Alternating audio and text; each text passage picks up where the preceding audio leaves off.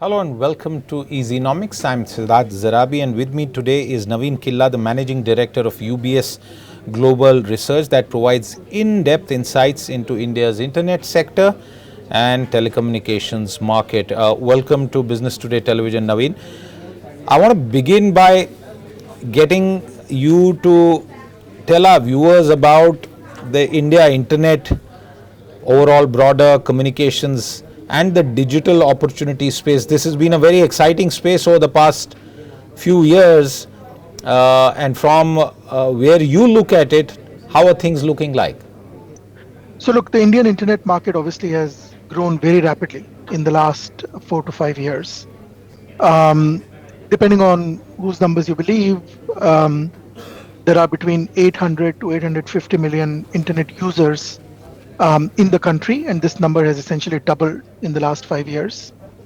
Um, but what's more important, and the number that we tend to focus on, is that out of these 800 to 850 million users, about 100 million are spending on the internet, buying goods and services.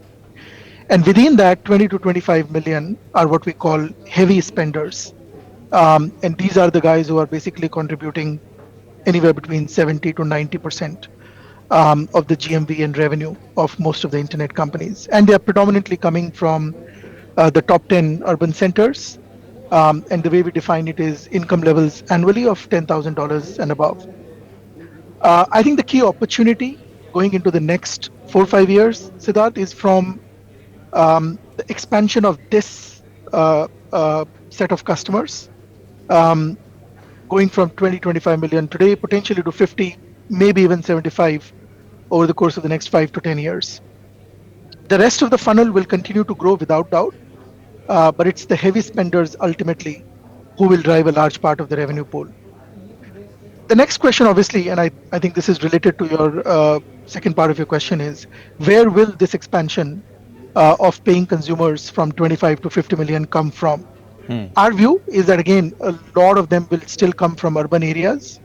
In fact, our economist team had recently looked into this in detail, and they had concluded that while the broad based consumption in India has been muted in the last 2 years, the affluent consumer demand has actually been very robust. If you look at Euromonitor, they are estimating about 40 million people in this affluent category, people with income levels of $10,000 and above. And our economists expect this to more than double in the next 5 years. So that's essentially the main opportunity set that we're talking about. Those are some very interesting numbers. Naveen, you know, mobile internet, broadband penetration took off when Jio sort of came into the market, started offering services, and of course, they were price warriors. But my question is not about price. I wonder, with the numbers that you shared, despite the Jio effect, was that largely in terms of getting basic access up, even though the upper end of the market has taken time to grow? In some ways, while the base is very large, the tip of the pyramid is still very, very small relative to the overall size of the economy and number of users, Naveen. That is true. I do, however, think so. You're right that the tip of the market is essentially what's driving the majority of the revenues for the companies. But you do need a mass market in terms of adoption before companies develop business models which then cater to this top end of the market. Again, to give you an example, if you look at the food delivery segment, um, the platforms would basically tell you that they have anywhere between 3 to 5 million consumers that generate the majority of their GMV. They have about 15 to 20 million customers who they define as MTUs, which is essentially people who order once a month. And they have between 75 to 100 million, which they define as consumers who order once a year. Um, but you need that 75 to 100 million massive once a year user base to obviously then build the rest of the ecosystem. And so I do think that the mass adoption of 4G which, as you rightly pointed out, started when Jio entered the market, was absolutely critical for the rest of the segments to evolve. So, what lies next? Because we have 5G connectivity, but when I speak with people in the industry, and of course, people like you as well, uh, there's a bit of a muted expression with regard to what 5G has delivered for the networks. It may have delivered faster access, but when it comes to business, it doesn't seem to have made a massive difference, at least from the point of view of the investment that went into purchasing the spectrum and the associated infrastructure. Yeah, no, that's fair. I think you need to look at it, Siddharth, from two angles, right? First of all, um, the leap in experience that you had from 3G to 4G was very substantial. Whereas, when you go from 4G to 5G, the experience in terms of speeds and all, or the improvement in experience rather, is marginal. The second thing is, when 4G entered, or when 4G was launched in India, the technology globally was about 5 years mature. And so the rest of the ecosystem, in terms of handsets, apps, the corresponding use cases, were all there. And therefore, the market basically had a plug and play kind of strategy to follow. In 5G, honestly, the licensing in India and the launch of the technology in India has been within 2 to 3 years of the mass market adoption in the rest of the world. Okay. And so those apps are still evolving, the use cases are still evolving. But you're absolutely right. I think so far, we have definitely not seen 5G being incremental to revenues. But we do think that that will change over time. Um, Pricing also is important, because we have obviously seen that the operators have emphasized adoption in the last 12 to 18 months. So the services have been very attractively priced. That can change, and I think that will also then drive use cases that will come along with it. You described the composition of the market very nicely, and I wonder what would it take for the top to double, for example. Do you have any estimates on when you see that doubling, and is that linked to better apps or use cases, or is it also linked to sort of more disposable income and the economic effects that come along with it? So the starting point has to be income levels, and obviously that's the reason why I talked about that report from our economists, who are predicting this affluent market to double. But there are other changes that are important. So we will see that the business models will have to evolve.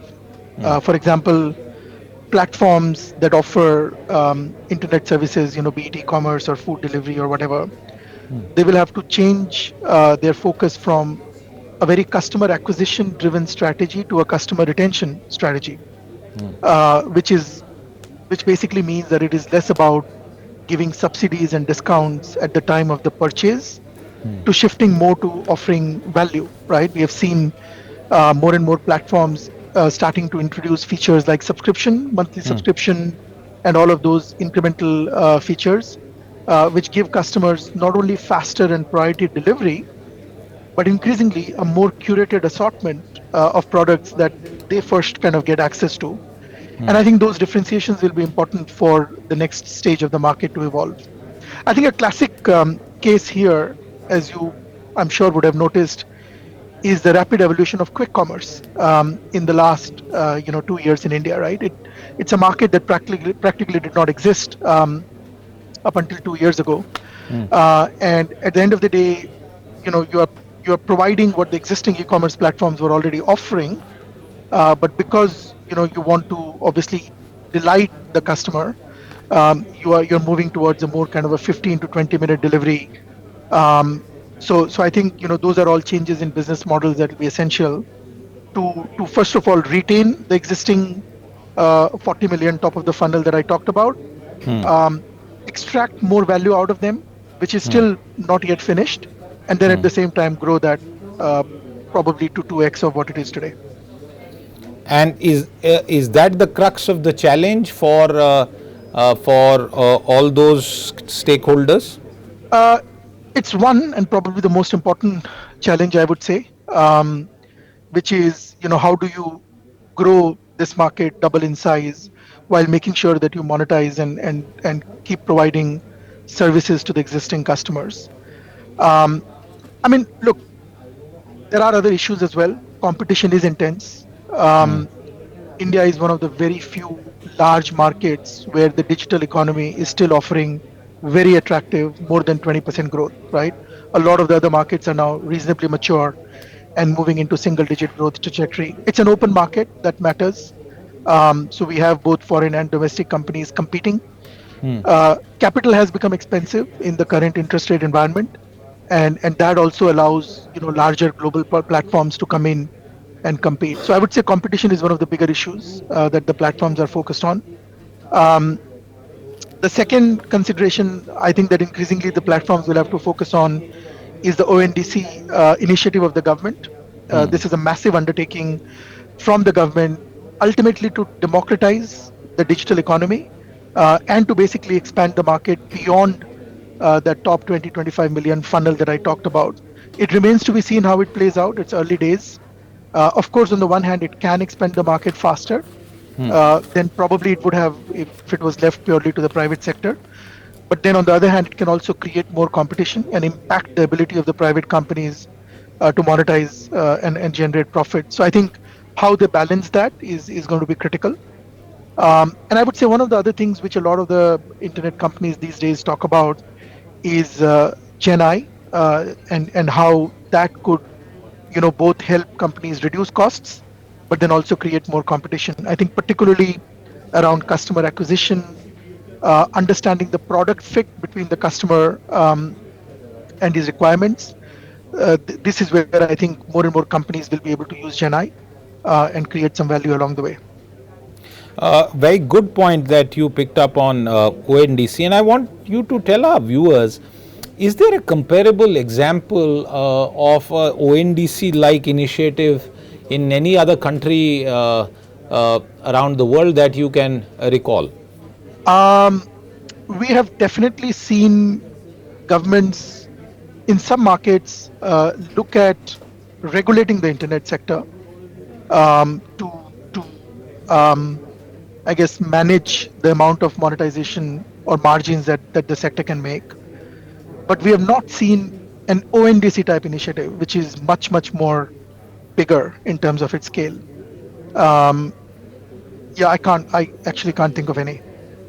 And because it's not happened in the rest of the world, would lead to two questions. In the long run, do you think it's going to succeed, at least from the objectives that have been laid out and made public? Um, I mean, people would have probably said the same thing about other initiatives in the past, right? Like a UPI or the payment infrastructure that we have.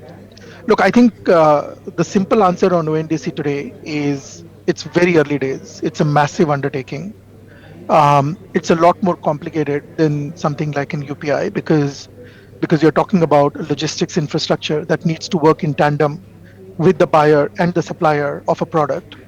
Um, so it's early days, but I would also say we can't rule it out. So I think the next 5 years is going to be critical for the evolution of this because, like I said, you have got the initial 20, 25 million top of the funnel customer base created. Um, ONDC is about expanding this funnel, doubling, tripling, quadrupling, if possible. So the core is there. Um, the rest will obviously depend on whether the rest of the ecosystem cooperates and puts it together. Navin, since we spoke about several things to do with the internet, I wonder if you have a view about, uh, how tariffs for our telecom companies and the ARPUs that we see are pretty low relative to other parts of the world.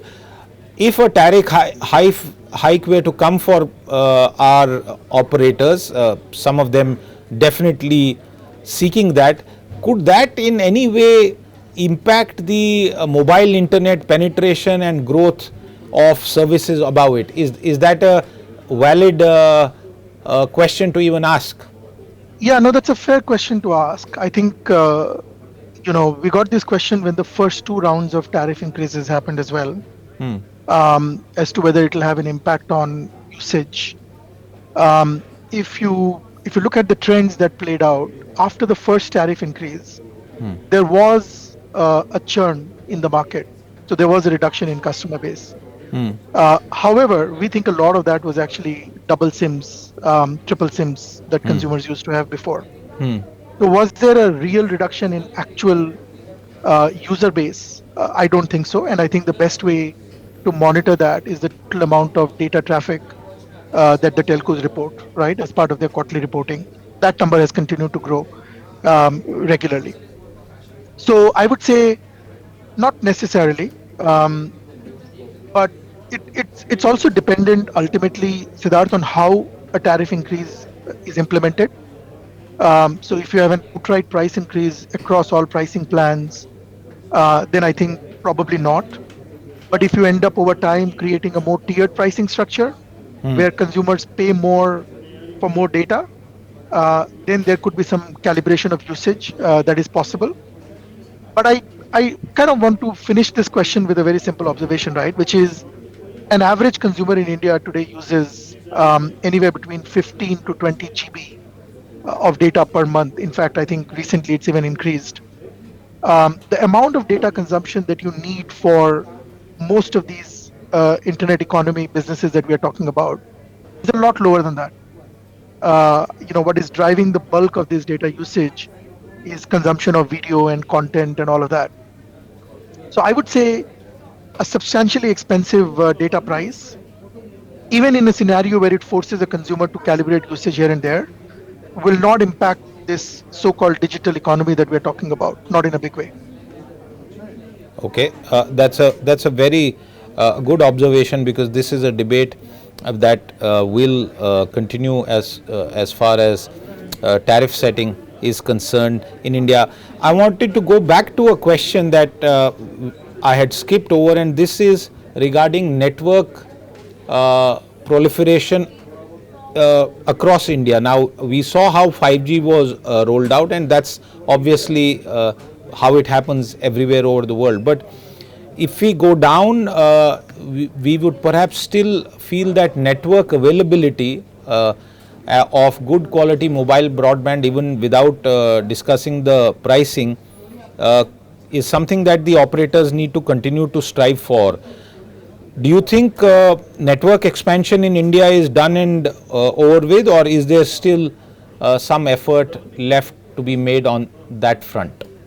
So, I mean, I think I would again make three observations there, right? So, first of all, the fact that you would have once in a while drop calls or slower speeds is just a fundamental problem of physics. I mean, there are areas where you can only build a certain amount of capacity. And if the population density in those areas at particular peak times exceeds that, there is just probably often not a physical or an economically viable way of addressing that. Those situations are very rare, though.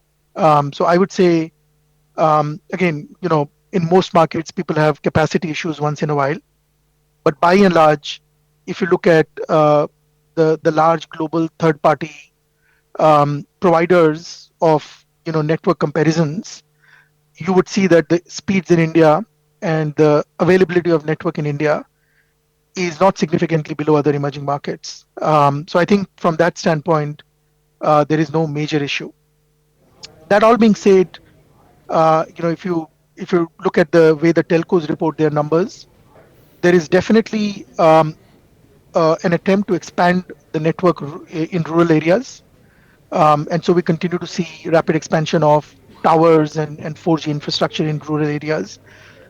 We think that continues, although the pace potentially slows after the last 2 years, but it probably continues. And then the third and the important thing, Siddharth, also is cities are changing, right? So,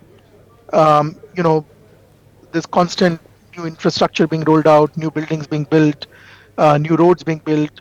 And so that also then necessitates an evolution of your existing telecom network, right? Because the signals could get impacted as new infrastructure gets built.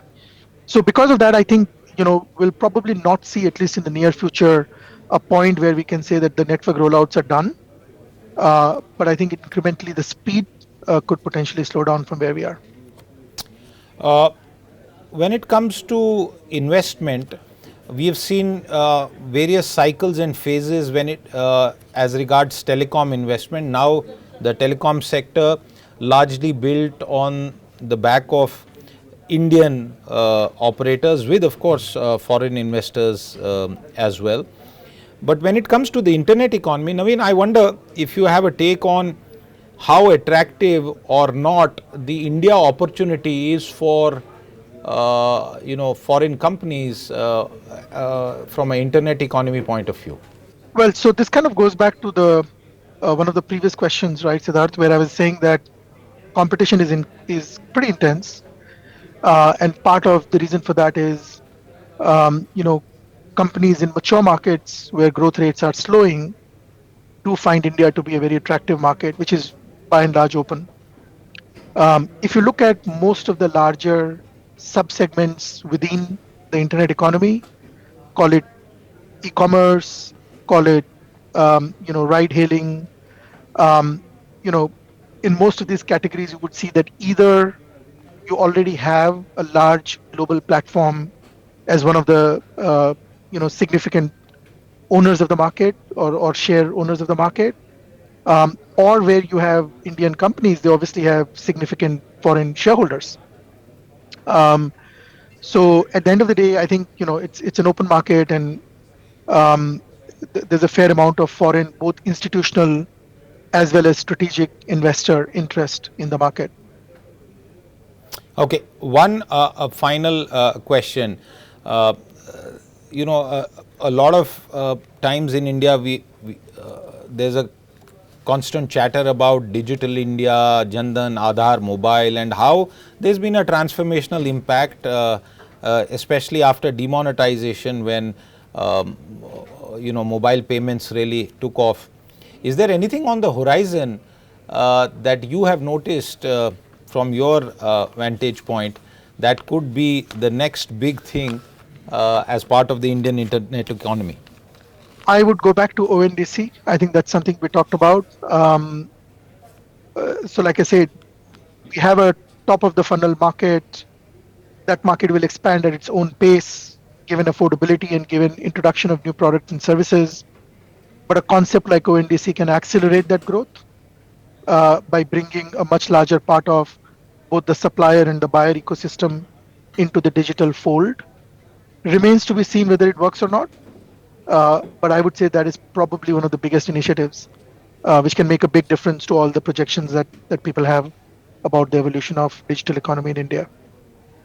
Absolutely, Naveen, and all of us here, those who track this space or are involved in it, will wait to see how that pans out. But the internet economy is a very fascinating thing, viewers. We sometimes end up using it, being reliant on it, in fact, using it all the time without realizing what it is. And for me, over the past year or so, as Digi Yatra has been rolled out in India, and there's more and more airports are being added. For me, it's one of the most fascinating things that have really made a difference to life, and that's the power of the internet economy. And as Naveen has told us, some of those numbers are eye-opening, because we look at a giant country like India with such a massive population, and when we hear some of these numbers from experts like Naveen, it kind of puts everything into perspective. Navin Killa, thank you very much for taking out the time and sharing those fascinating insights. As ONDC evolves, I hope to get you on a show sometime in the future to do a deep dive on that initiative. Thank you very much for your time.